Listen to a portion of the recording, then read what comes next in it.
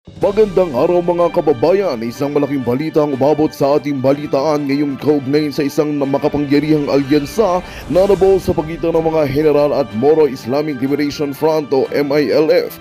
Ayon sa mga ulat, nagtipon-tipon ng dalawang panig at nagpasya silang magpasanib puwersa upang ituloy ang kanilang layunin na pagpapatibay sa karapatan at pagtutol sa mga hakbang ng administrasyon ni Pangulong Kuting Jr. at First Lady Liza Tomasmans. Ang hakbang na ito ay naglalayong magpahayag ng kanilang hindi pagkakasunduan sa kasalukuyang pamamahala ng bansa. Sa kabila ng alyansang ito, isang matinding twist ang lumabas sa balita dahil isang utos mula sa Korte Suprema ang nag-aatas na arestuhin sina Kuting Jr. at Liza Tomasmans. Hayos sa desisyon ng mataas na hukuman, may mga kasong isinampa laban sa mag-asawa na naglalaman ng mga seryosong aligasyon ng katiwalaan at hindi tamang paggamit ng kapangyarihan. Ang kautosang ito ay nagbigay daan sa isang masalimuot na sitwasyon sa gobyerno na ngayon ay nahaharap sa mga legal na hamon at posibleng pagkakakulong ng pinakamataas na opisyal ng bansa at kanyang kabiyak. Samantala, patuloy na nagiging usap-usapan sa buong bansa ang kaganapang ito at maraming sektor ang naghihintay sa magiging epekto nito sa politika at seguridad ng bansa. Ang alyansa ng mga General at MILF ay nagbigay ng malaking tensyon sa gobyerno at marami ang nagabang kung paano kikilos ang administrasyong diktator sa ilalim ng legal na mga ipinapataw ng Korte Suprema. Ang susunod na mga hakbang ng mga otoridad at mga lider ng bansa ay tiyak na magiging isang malaking pagsubok sa kanilang pamumuno at sa kapayapaan ng buong Pilipinas. At yan nga ang balitang ating pagkakatutukan. Ngunit bago ang lahat, siguradin mo subscribe at hit ang notification bell para sa patuloy na pagtutok sa mga silip ng bagong balita sa tunay na boses ng masa.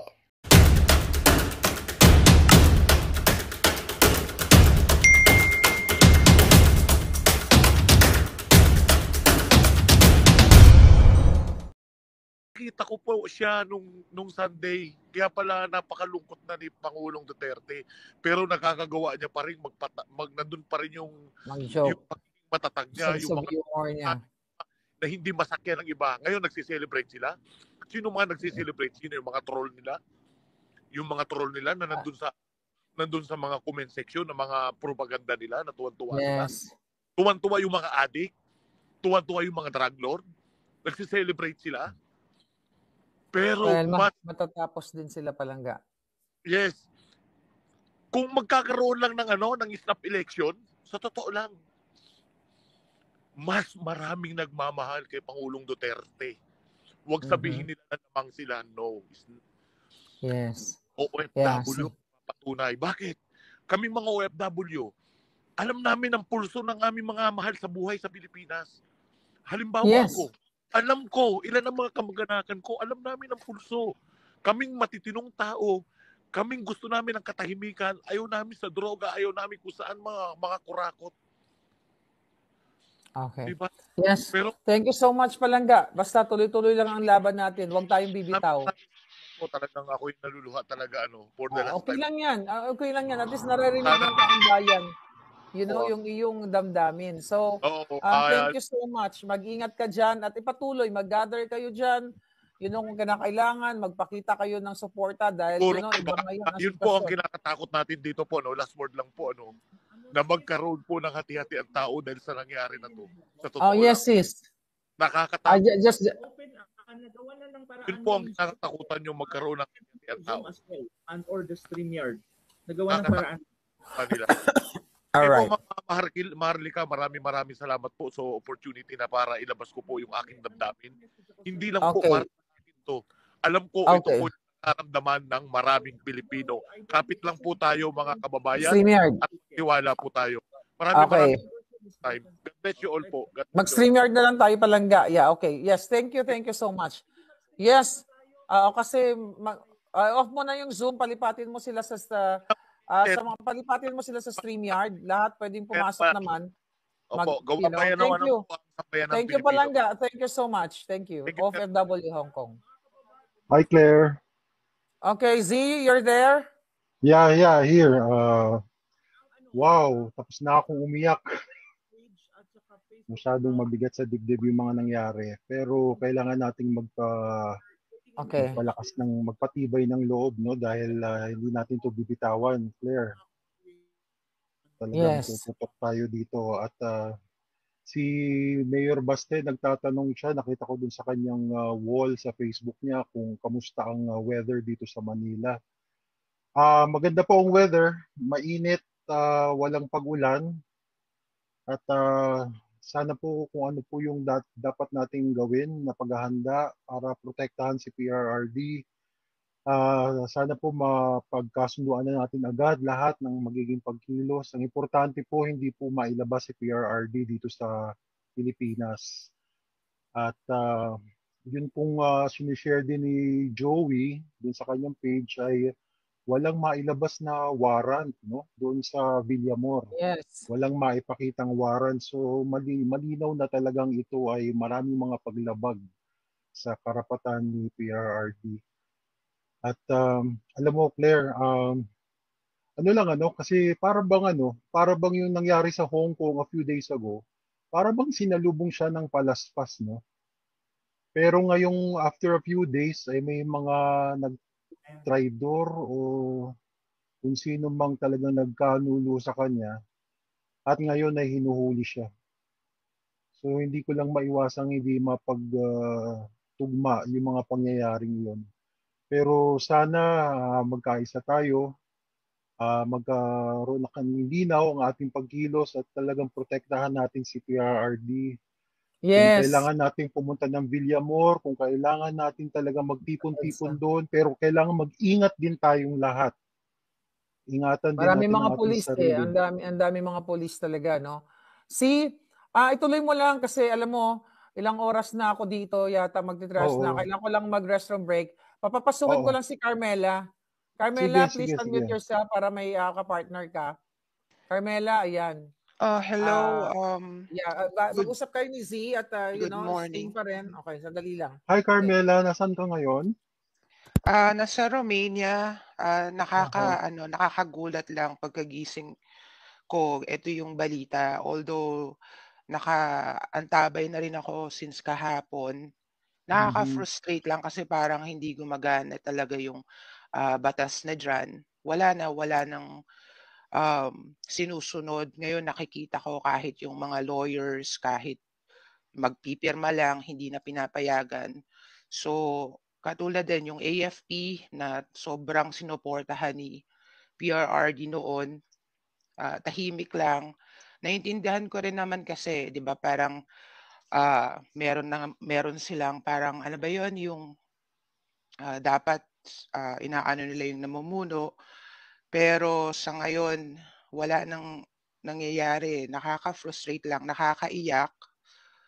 At gusto ko lang magpasalamat sa katulad nila Claire, yung mga vloggers ng DDS na hindi tumitigil sa pagsusuporta kay PRRD. Ngayon lang ako nag-comment, ngayon lang ako nag-join. Nakikibasa lang ako noon kahit nung kay PRRD noon. Supporters na nila ako pero hindi ako sumasali, nagko-comment. Ngayon lang talaga kasi iba na talaga yung nangyayari dyan. Imagine niyo kung nagawa nila yan kay PRRD, paano na lang yung simpleng tao, 'di ba? Alam mo, nabanggit mo yung mga ginawa ni PRRD para sa mga uniform personnel natin, no?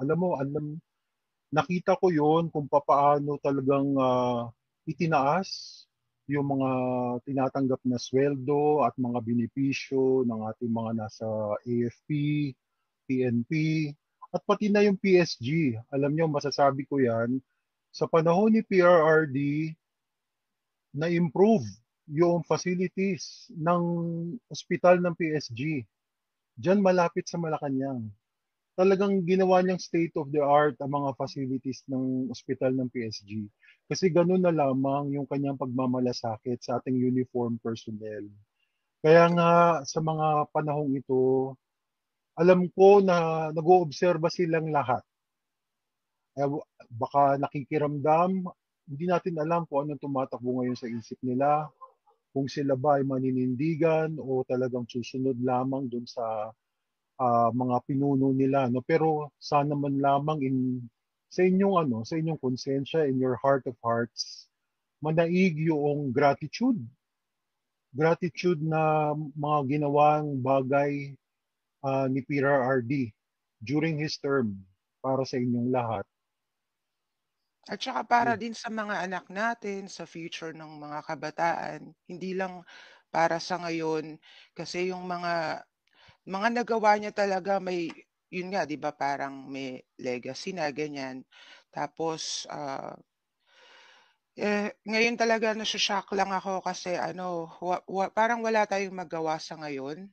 Ah, Sana lang, yung mga nanonood diyan, yung mga kapulisan, nakita ko, kahit yung Moro, nagsalita na, pero ang center nga nasa Luzon, 'di ba? So ang South, ang North nagsasalita na, pero yung mga taga Luzon sana gano'n din. Pasensya na kayo kung medyo, may pagka-nega ako kasi yun nga nakaka-frustrate, nakita ko 80 years old na gano'n yung ginagawa nila. Kahit pa sabihin na naging presidente siya, meron siyang power noon, pero lahat naman tayo naramdaman kahit yung mga nasa abroad naramdaman yung parang nagkaroon ka ng pride nung panahon niya, Yes. 'di Yes. ba? Well, palangga, nakakalungkot talaga pero ako naman, lagi naman akong positibo sa buhay kahit sa anong laban. Kasi talagang naniniwala ako sa mga kasabihan ng natin lahat. Lagi natin 'to sinasabi, lahat ng mga madilim na nangyayari sa buhay natin, malungkot na nangyayari. Sabi nga nila ay may kapalit na kaliwanagan sa dulo ng laban. So, yun lang yung pinanghahawakan ko. And the fact na nakikita tayo, for sure may mga international observers, right, Z? Na nakikita nila kung anong klaseng harassment o panggigipit ng gobyerno ni Marcos Jr. And the fact na si Trump ay talagang sinanction at finreeze na nga ang pondo para dyan sa ICC na yan, isang malinaw na ang Amerika, kami dito ay nakatingin, not only me, itong ating mga matataas na mga nasa gobyerno, nakikita yan. We'll just see. Let's just wait and see kung anong mangyayari.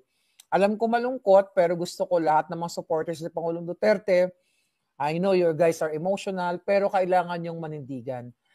Sa laban ng buhay, ako, more on yung personal experience Kahit gaano kahirap, pag positibo ka lagi, kasi talagang kailangan positive ka Huwag ka magpaka-depress, huwag ka malungkot. It's okay malungkot, pero lumaban ka. So kaya nagpapasalamat kami dahil ngayong araw na ito, ay marami mga gustong pumasok. 15 lang ang limit ngayon dito sa ating stage. Pero, magsalit-salita na lang tayo para i-present natin yung inyong mga sentimiento. Kaya, thank you so much, Palangga, at sa iyong pakikibaka at pakikiisa sa ating bayang Pilipinas. Thank you.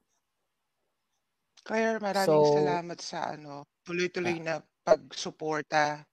Papanoorin pa rin kita hanggang sa simula thank you, Carmela. 2016, talagang sumusuporta na ako sa inyo. And maraming salamat. Yeah. Saan ka nga uling bansa? Sorry. Romania. Romania. Wala ba ka nandyan yung assassin ni Lisa? But anyway, I hope ako yun. I can meet. Hindi. Yun na nga yung itatanong ko Kasi... baka hindi ka ba assassin ni Lisa? Anyway, Miss Carmela, thank you Palangga. Hope to see you one day. Take care. Thank you. All right. So, okay, doke. So, tignan natin. Palangga, mukhang nandun na yata si Attorney Vic din sa Villamor, I think, nandoon sila sa... Sinusubukan kong kontakin si Pam kung pwede siyang pumasok. At, so, si Lab, kinik na kita sa studio kasi para makapasok yung iba. Yung iba kasi hindi nakakapasok dahil 15 lang. Sino yung next natin? Si Sabayda. Andyan ka ba, Palangga? Kung gusto mo magpakita, okay lang din. Kung ayaw mo naman, okay lang din. Super paki-unmute, ilagay kita sa bonggang-bonggang stage. Kung bakit ayaw, device is not connected ka. So si Kuya Sean, excuse me, Kuya Sean, are you ready? Kuya Sean. Ayan, ito si Kuya Sean. Ayan, hi Sean, how are you palangga? Okay. Nasaan si Sean? Nasa Pilipinas ka ba? Nakita ko yung mga bowler mo, Duterte ba yan? Ay, dinig pa ako. Dinig naman. Yes. Ang Ayun. ganda ng mic, mic mo very improvised, may lubid pa. Dapat kay bangag yan. Joke lang. Ayan. Wala eh. Sige, Sean. Kulang sa budget. Pero anyways. Okay, go ahead. Ayan. Pero anyways, Philippine-based vlogger naman po ako, no? Okay. Baguan lang naman, baguang vlogger. SDBNI. SDBNI TV channel, yan. SDBN? Yeah, SDBNI. Okay. SDBNI. Yeah. Okay, go ahead, Palangga. Okay. So, yun nga, bago mo ng lahat, bakit ko ginagawa ang pagbablog? Kasi unang-una, mahal ko ang mga Duterte. Kasi 2016 pa lang nakita ko na yung pagbabago eh. Unang-una nung war. Ilang taon ka lang bago ka magtuloy-tuloy? Ilang taon ka lang? Sa 2016 po? Hindi. Ngayon ilang taon ka na? Ngayon. Ngayon is 21. Magto-22 na sa November. Bukas ilang taon ka? Joke lang. Okay, so you're bata ka pa, 21 years old, and thank you. At ikaw ay talagang matapang at may kakayahan na manindigan para sa iyong mahal na inang bayan. Sige, tuloy-tuloy na tayo, Sean. Yes. Bakit ko ginagawa ang pag-vlog? Unang-una, sinabi ko nga mahal ko nga mga Duterte. Mayroon na ako nakikitang mga pagbabago, mga war on drugs, mga build, mga MRT-7, MRT-1, LRT-2, Boracay, rehabilitation, Manila rehabilitation, subway.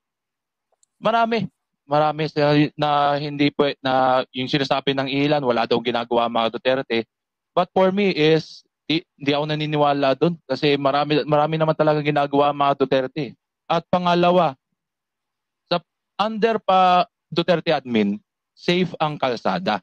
Bakit ka mo sinasabi yan? Kasi yung mga drug addict takot eh kasi may war on drugs, may mga pulis, pag nanlaban ka yari ka. Pag yun nga kasi galit na galit si Tatay Digong sa droga. And yun lang naman yung nakikita ko na kung bakit mahal ko si Duterte. Nawala si Marcos, no? Nawala yung sa under ni Marcos. Matanong kita, Sean. Sinuportahan mo ba si Bangag? Nabudol nga din po ako kasi noong 2022 pumunta po doon sa rally ni Marcos eh. Pero Sean, bata ka pa noon. That was 6 years yes. Nung 2016, 6 years ago, minor de edad 9 years ka pa ago. Noon. 9 years ago, yes, minor ka pa. But yes, I'm so proud of you. Nakaka-proud ka. Kaya SDBNI, i-follow nyo sa YouTube. SDBNI. Okay, yeah. Tapos tuloy-tuloy ka lang dyan, Sean. Okay, so yun nga, nabudol nga ako doon sa yung pinagsasabi ni Marcos na sama-sama daw tayong babangon muli, puno. Pero ano nangyayari ngayon? Puro sila panggigipit, puro sila pang nanakaw, puro sila pang Maski nga yung mga Duterte, sinisikil na nila eh. Pati nga mga DDS vloggers, sinisikil nga nila eh.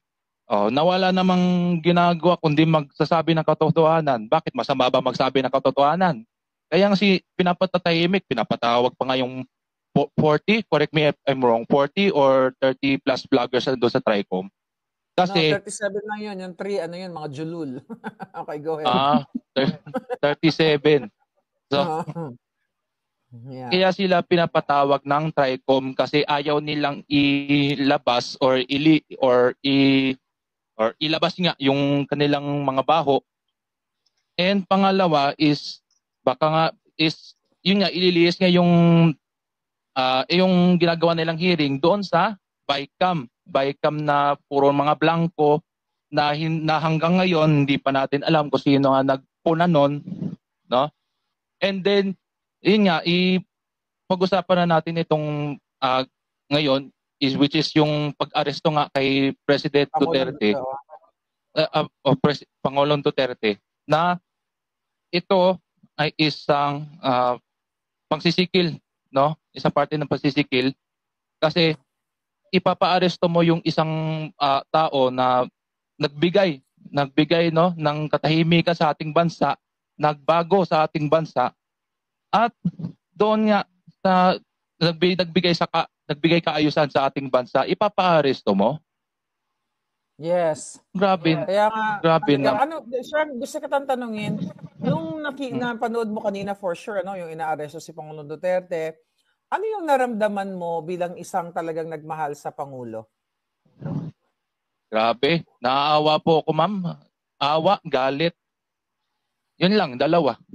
Awa. Naawa ako kasi bukod sa, yun nga, sabihin na natin sa kanya, sa edad niya, sa Pangulo, matanda na po siya.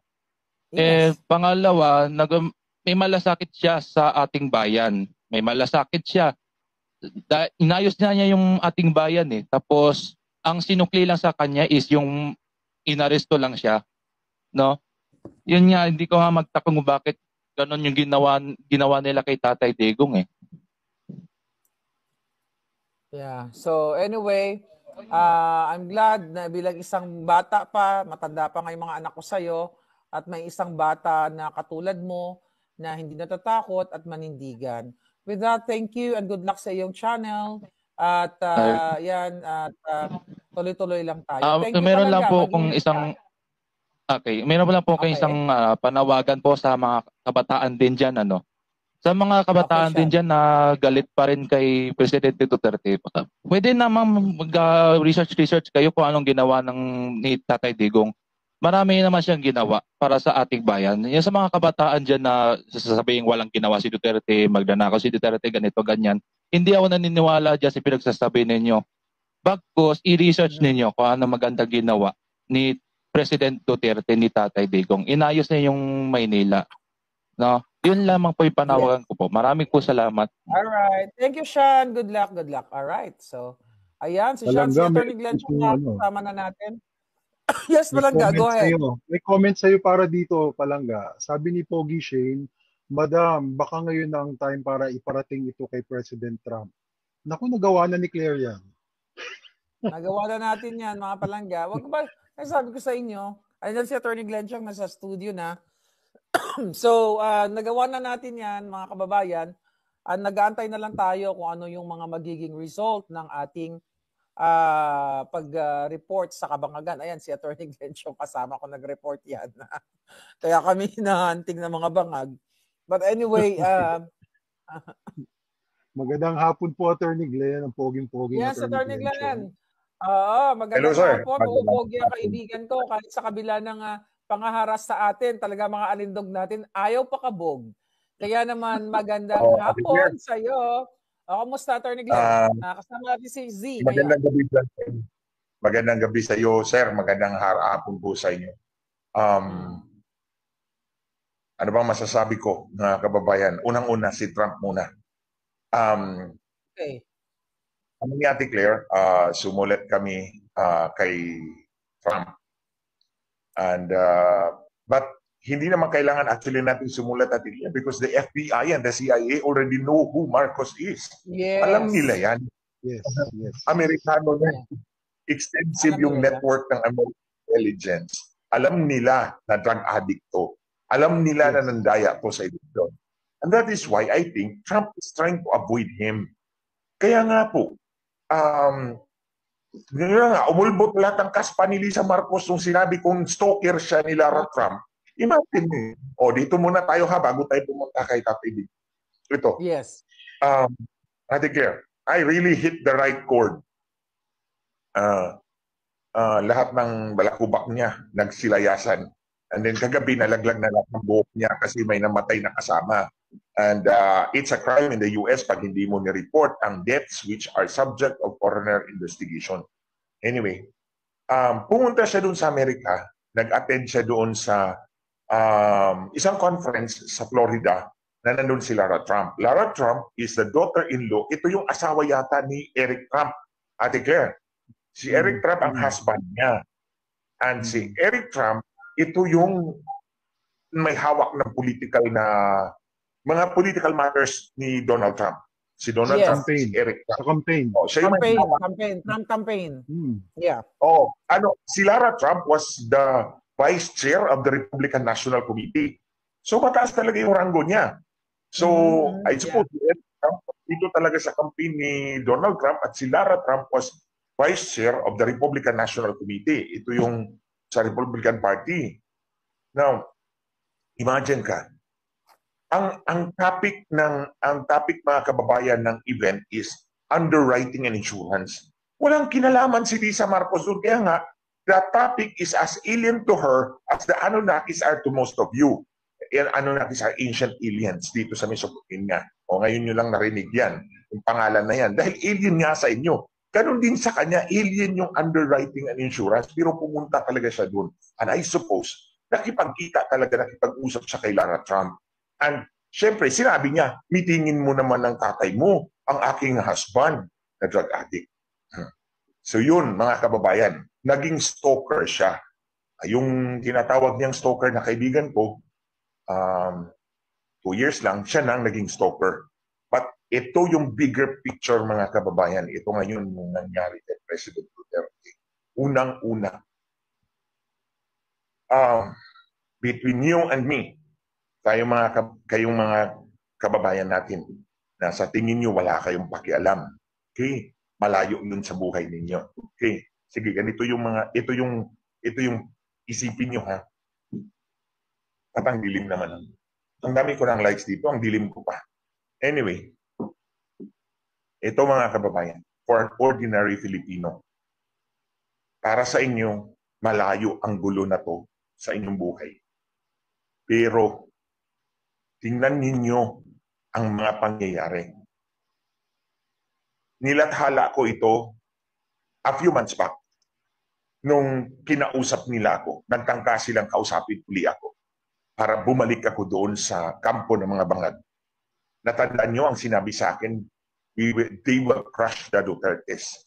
You better get out of the pack. So, kumbaga binigyan nila ako ng salbabida. Ito salbabida, umalis ka dyan kasi crush namin yung mga Dutertes. And that was a few months later, I think that was August of last year. August of last year, galing ako ng Amerika. Magkasama kami ni Ate Claire. Pagdating ko dito, around first week of September. Yun. They will crush the Dutertes. Tapos ito ngayon, in-impeach nila si Inday Sara. Tapos ngayon hinuli nila si President Duterte dahil may warrant sa ICC.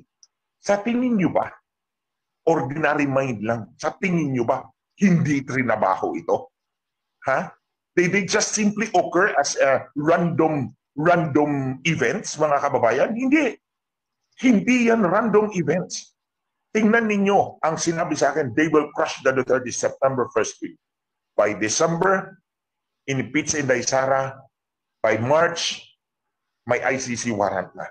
So anong ibig sabihin? Ang kalaban nila President Duterte was actively using the ICC as their last card. Gusto nilang pilayan si Inday Sara sa impeachment. One thing, pwede lang i-deal. Hindi namin ito turn over si President Duterte, mag-resign ka. Kung lumaban ka, ito turn over namin to. So in other words, they're using President Duterte as a pawn. Ang purpose talaga nila is absolute total control of our country. Dito tayo tataya, mga kababayan. Dito tayo mag-isip ngayon. Sino ba ang masama dito? Ito lang yung equation na gusto kong iparating sa inyo. Sino ba ang masama dito? Dalawa lang yung political forces na nakikita natin, mga kababayan. Yung political forces ng mga Marcos at sila President Duterte. Sino sa dalawang ito ang masama? Dito tayo muna kayo. Clear. Ito, mga kababayan. Pinanindigan ko yan na si Marcos ay nandaya ng kanyang eleksyon. Tingnan nyo, binabagayway ko yung affidavit ko. Hindi nila ako matira-tira doon. Tingnan nyo si Atty. Respicio. Si Atty. Respicio kinasuhan, pinapatanggal ang lisensya bilang abogado. Pinapatanggal ang lisensya bilang Certified Public Accountant. Pareho kami. CPA, lawyer. Pareho kami. Kinasuhan ng cyber libel, I think. At dinisqualify as a candidate. Sa pagkakakilala ko kay George Garcia, hindi ganyan ang pagkatao ni George Garcia, mga kababayan. Palalagpasin niya ni George Garcia kung siya lang. The fact na ginawa yan ni George Garcia, may nag-utos sa kanya. May nag-utos sa kanya. Oh. Anong diferensya ko kay Atty. Respicio? Kay Atty. Respicio, wala siyang dokumentong winawagayway. Ako meron. So in other words, yung sa kanya opinion, yung sa akin is based on evidence. Kaya hindi nila ako matinag. Hindi nila ako mabulja. Winawagayway ko yung affidavit na yan. Oh, may sagot pa si Magandang balita ang hatid namin sa inyo ngayong araw. Sa pagtatapos ng aming balitaan, nagbigay kami ng mga mahalagang impormasyon. Maraming salamat sa pagtutok at pagsuporta sa aming programa. Huwag kalimutang manatili sa mga susunod na araw para sa mga bagong balita at mga kwento na dapat nating abangan. Mula sa Boses ng Masa, magandang araw, Pilipinas!